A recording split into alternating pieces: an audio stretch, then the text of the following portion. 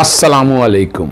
मोहम्मद अज़ीज़ सिद्दीक़ अपने programme political diaries के साथ हाज़िर खिदमत है। 21 मार्च 2022 प्रोग्राम आप देख रहे होंगे सुबह 7 बजे।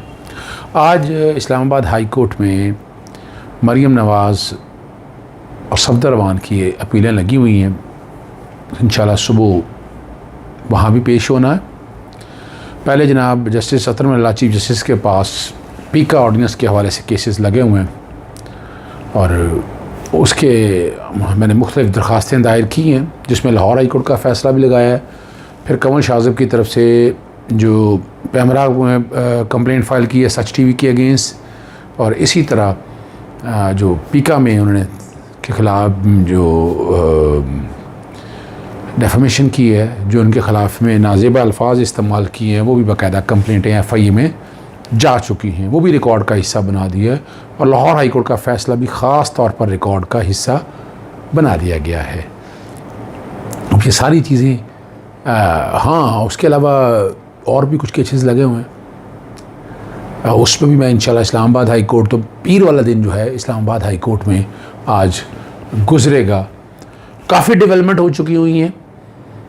PTI के जो दावे किए जा रहे थे कि उनके कई अरकान वापस आ गए हैं या रास्ते में हैं, शोकाज नोटिस देने से कम उन्हें अपनी औकात याद आ गई है। इस्तीफ़ा देते, इलेक्शन लड़ते, आर्टिकल 63 फिर बार बार मैं आपके लिए चलाता हूँ। फिर बतौर नेशनल असम्बली के मेंबर पे आज मैं हलफ भी चला रहा हूँ। ये आईन पाकिस्तान 1973 आपके सामने रखा है।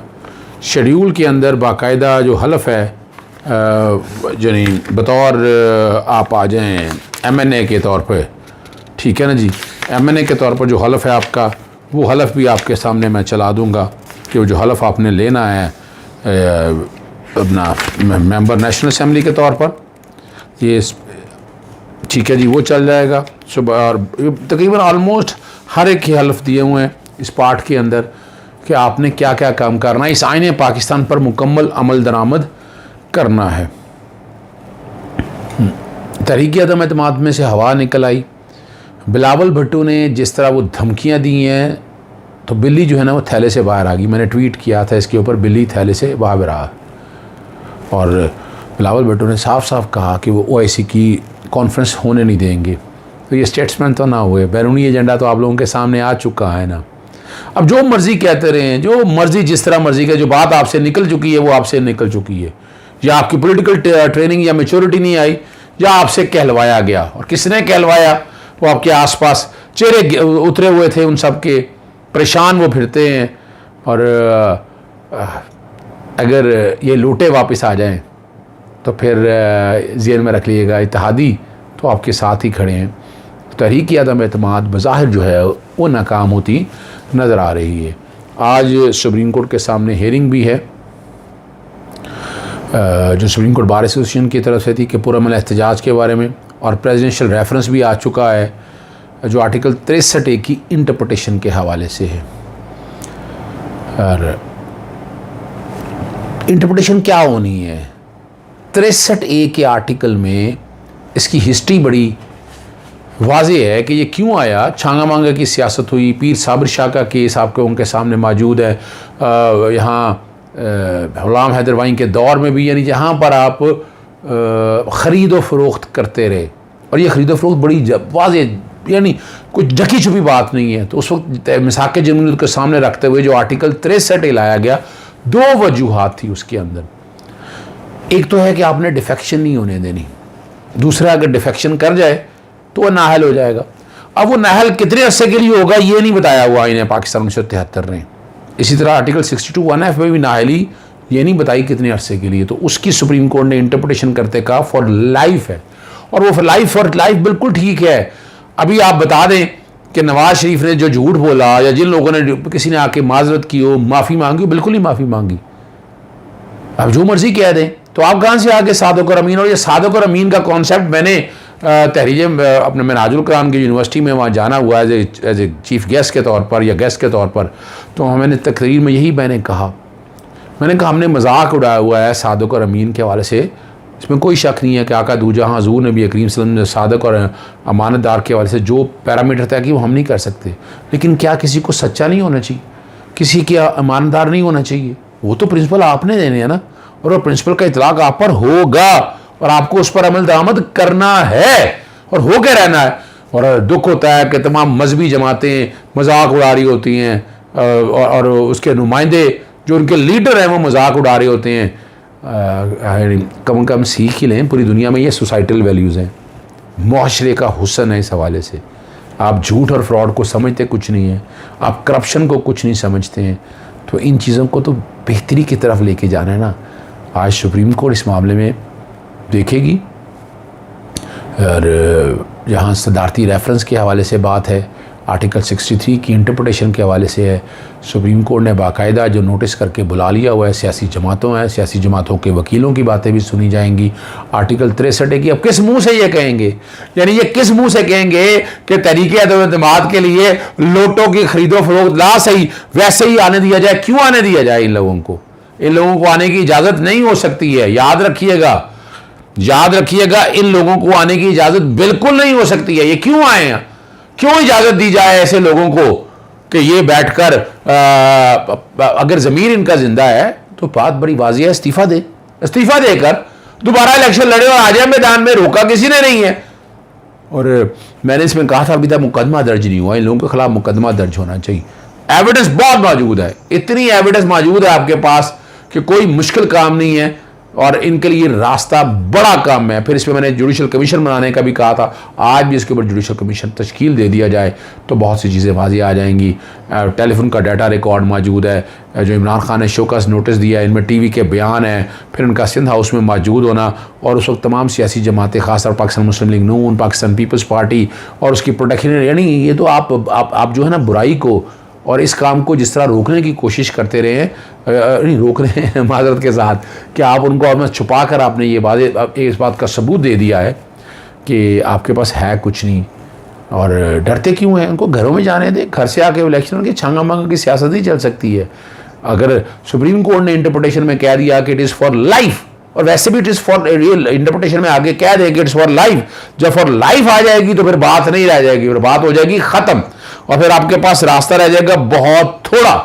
और अगर ये लाइव के हवाले से ये बात आ जाती है और तो फिर तो ये सारे डर जाएंगे, खौफ आ जाएगा, हमेशा के लिए सियासत ख़त्म हो जाएगी, फिर तो ये भागे आएंगे। फिर ये सेकंड ऑप्शन इनके पास है कि इस्तीफ़े देने की, ये इस्तीफ़े देंगे, इस्तीफ़े दे के ताकि इनके पास मेजॉरिटी ना रहे, वो इस्तीफ़े देंगे, इस्तीफ़े देने के बाद दोबारा कोशिश करेंगे तहरीक आदम बनाने की। लेकिन इस्तीफ़े तो फिर स्पीकर ने मंजूर करने हैं ना, तो स्पीकर को इस तरह गुमराह नहीं किया जा सकता। किसी तरह भी अगर उठाकर देखें, आप किसी तरह भी उठाकर देखें और अपना तो बड़ा मुश्किल हो जाएगा।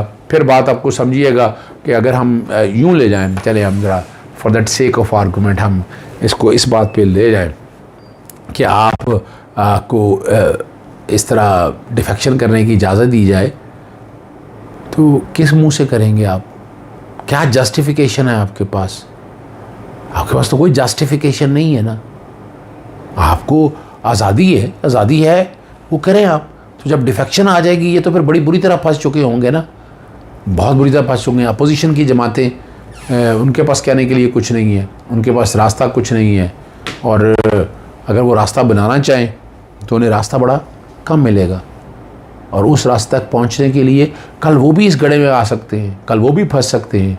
तो आर्टिकल 58(2)B जो ख़त्म किया, मैंने पहले भी कहा था कि वो 5 साल के लिए इतलाक़ होना है उसका, 5 साल के लिए हुकूमत जो है ना वो रहनी है। 5 साल से पहले असम्बलियाँ डिज़ोल्व नहीं हो सकती, आप उससे पहले डिज़ोल्व करनी है।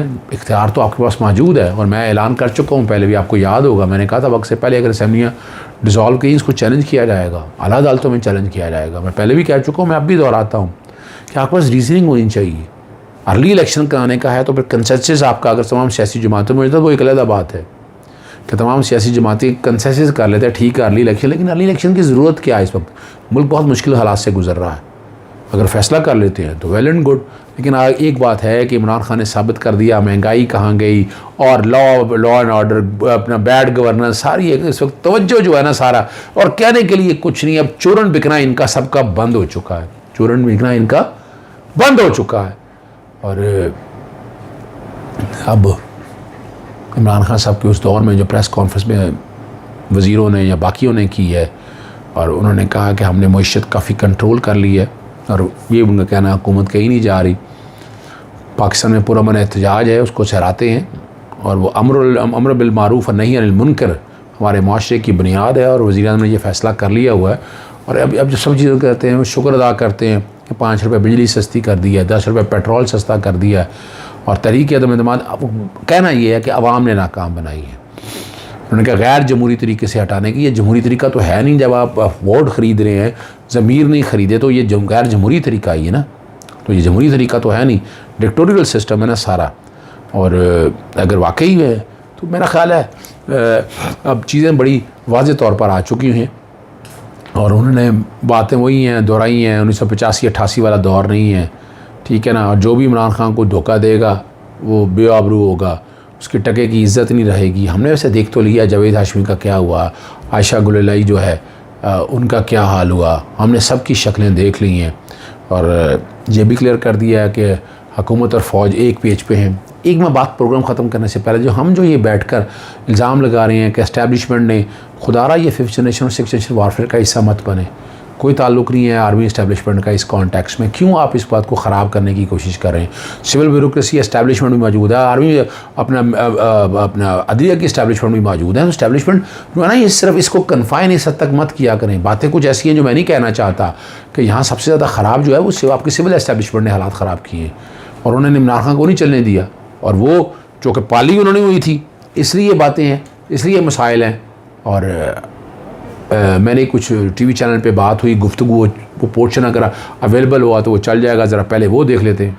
देखिए, मैं प्रोग्राम शुरू बात करने से पहले बता दूं कि अब जो मुनर्रिफ अरकान है ना, उनके लिए जमीन अब तंग हो जाएगी, इस कॉन्टेक्स्ट में रास्ता उन्हें अब मिलना नहीं है। अच्छा, हमें थोड़ा सा हिस्ट्री में जाना पड़ना है कि जब डिफेक्शन का ये आर्टिकल 63 इनकॉर्पोरेट हुआ तो उसको छांगा मांगा का ताज़ा तरीन वाकया हुआ था, हम सब लोगों ने देख लिया था। और उस वक्त के बाद मिसाके जमहूरियत हुआ और तय हुआ 18वीं तरमीम के जरिए 2 बड़े काम हुए। एक तो आइन में आर्टिकल 63A ये आया, और साथ ही 58(2)B को रीवर्डिंग की गई और सदर का इख्तियार खत्म कर दिया गया कि 5 साल से पहले असेंबलियां हटा दी जाए। अब यहाँ क्या किया, यहाँ भी कोशिश ये की गई कि वक्त से पहले अगर वज़ीर-ए-आज़म को हटाना है तो ये एक डिफेक्शन की क्लॉज डाल दी गई कि पार्टी के कम से कम अपने कारकुन जो है ना, जो अपने वोटर हैं, जो कि पार्टी का टिकट लेके आए होंगे, वो मुनर्रफ ना हो सके। अब आर्टिकल 63A में आगे उसकी मशीनरी प्रोविजन आनी थी, rules of business, rules national assembly के 2007 के, वो नहीं डाले गए। वो आज भी डाले जा सकते हैं और उसमें पैरामीटर तय हो सकते हैं। इसका मकसद 2 है, एक तो है कि अगर डिफेक्शन कर जाए, फ्लोर क्रॉस कर जाए, एक है कि फ्लोर क्रॉस होने से रोकना है। अब उसके लिए तरीकाकार तय होना था और चीजें बड़ी वाज़े तौर पर आनी थी। एक और इसके अंदर लेकुना है कि अगर ये डिस्क्वालीफाई हो जाता है तो it should be for a life, जो कि सगेशियस राइटर्स ऑनर्स या मीन नहीं है। 62(1)(f) के पैरामीटर में बात आती है, तो वो ऐसा अब इसीलिए हुकूमत वक्त ने फैसला किया है कि सुप्रीम कोर्ट के सामने एडवाइजरी जुरिसडिक्शन में जाते हैं ताकि इसकी इंटरप्रिटेशन आ जाए। एक ये कि आर्टिकल 63A का इतलाक प्री वोट से यानी वोट डालने से पहले भी, और साथ साथ अगर इसे डिस्क्वालिफिकेशन हो, ये फॉर लाइफ है या फॉर अ लिमिटेड पीरियड है। यहाँ इन चीजों को सामने रखते हो ये मामला अब सुप्रीम कोर्ट के सामने लेकर गए हैं। और मैं जो समझता हूं कि एक तो बात है कि इसका इतलाक जो है वोट डालने से पहले भी होगा, डिस्क्वालिफिकेशन ना हो सके। अच्छा। लेकिन उसको वोट डालने से रोकने के मुख्तलिफ प्रोविजंस डाली जा सकती हैं। पार्टी मेंबरशिप सस्पेंड की जा सकती है, स्पीकर उसको असेंबली में अंदर आने से पहले रूलिंग दे सकता है। ये वो सारी चीजें हैं। और साथ साथ अगर वो डिफेक्शन कर जाता है तो फिर उसको जो उसकी डिस्क्वालिफिकेशन होगी, ये it should be for a life. ये वाली जो चीजें हैं सुप्रीम कोर्ट के सामने अब लेके गए हैं एडवाइजरी जुरिसडिक्शन में। जी हाँ, तो अजहर साहब ये क्योंकि एडवाइजरी जुरिसडिक्शन है तो ये ओपिनियन आएगा सुप्रीम कोर्ट का या फिर ये डिसीजन आएगा? और अगर तो ओपिनियन आएगा तो फिर क्या उसकी इंप्लीमेंटेशन भी डिसीजन की तरह ही होगी? देखिए, इंप्लीमेंटेशन आनी है क्वेश्चन ऑफ लॉ के ऊपर। सुप्रीम कोर्ट उसकी इंटरप्रिटेशन कर देगी कि ये लॉ ये है, इसका इतलाक अपना वोट डालने से पहले भी है, और वोट डालने से पहले आपको बस देखे ना, आप एक साइलेंस मामला है हुआ ना कि आप हॉर्स ट्रेडिंग रोकना चाहते हैं, करप्शन करप्ट प्रैक्टिसेस ये रोकना चाहते हैं, लेकिन आपके पास हल कोई नहीं है। इतनी एविडेंस आ गई, खुद उनके बयानात आ गए, मुख्तलिफ सियासी जमातों के बयानात आ गए, फिर उनका गवर्नर उसमें ठहरना आ गया, उसका पहरा देना पाकिस्तान पीपल्स पार्टी आ गया, नून लीग के लोग वहां मौजूद, और मौलाना फजलुर रहमान उनको बचाने के लिए आ गए। तो ये सारे चेन ऑफ इवेंट अगर आप उठाकर देखें तो डिफेक्शन तो बड़ी वाज़ेह तौर पर हो चुकी। मैं तो अगर मुझसे पूछती है तो डिफेक्शन हो चुकी है। अच्छा। ये वो लोग हैं कि जिनको वोट डालने की इजाजत होनी नहीं चाहिए। जी, आपने वो सारा प्रोग्राम, मेरा पोर्शन जो मैंने बात की थी वो देख लिया। इजाज़त चाहूँगा, चीज़ें अब आगे बढ़ रही हैं और बेहतरी की तरफ बढ़ रही हैं और बेहतर रिजल्ट मिलेंगे। इजाज़त चाहूँगा। अस्सलाम वालेकुम, अल्लाह हाफ़िज़। पाकिस्तान जिंदाबाद।